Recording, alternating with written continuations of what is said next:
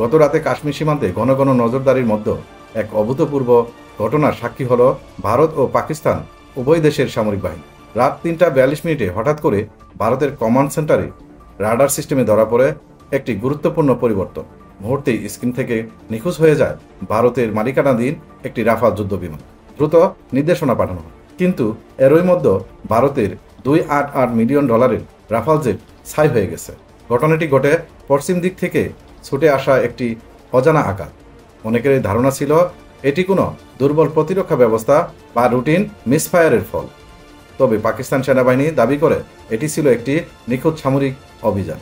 এই অভিযানের কেন্দ্রবিন্দুতে ছিলেন পাকিস্তানের প্রথম নারী fighter pilot, squadron leader Ayesha Farooq. পাঞ্জাবের ফুলপুর জেলার এই সাহসিনী নারী 2013 সালে পাকিস্তান এয়ারফোর্সে ফাইটার পাইলট হিসেবে যোগ দেন।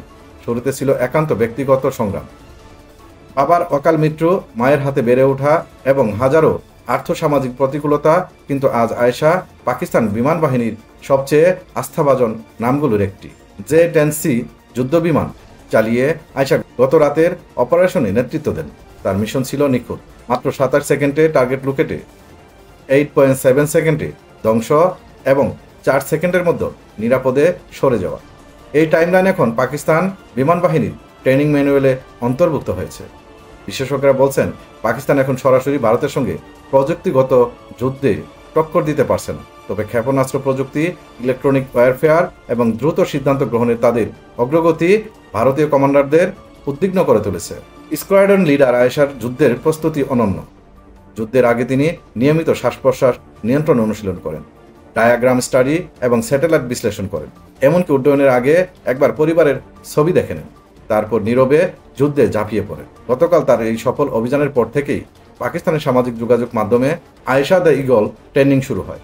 রাওয়ালপিন্ডি, করাচি ও লাহোরে তার ছবি সম্বলিত পোস্টার টাঙানো হচ্ছে। রাষ্ট্রপতির কাছ থেকে তাকে প্রদান করা হয়েছে সোনার সাবিল এবং প্রেসিডেন্ট গ্যালান্ট্রি মেডেল। এই ঘটনাকে ঘিরে দেশের মেয়েদের মধ্যে সাড়া পড়ে গেছে। মিলিটারি একাডেমিগুলোতে নারীদের আবেদন বেড়েছে দ্বিগুণ এবং পাকিস্তানে নতুন এক আয়েশা বিপ্লবের সূচনা হয়েছে বলে মনে করছে বিশ্লেষক মহল। সর্বশেষ সূত্র অনুযায়ী আয়েশাকে অন্তর্ভুক্ত করা হয়েছে একটি বিশেষ টাস্ক ফোর্সে। এই ইউনিট আগামী 6 মাস সীমান্তে সম্ভাব্য সব ধরনের ড্রোন ও বোমারু বিমান প্রতিহত করতে প্রস্তুত থাকবে। তবে এটাই কি আয়েশার গল্পের শেষ? হয়তো না।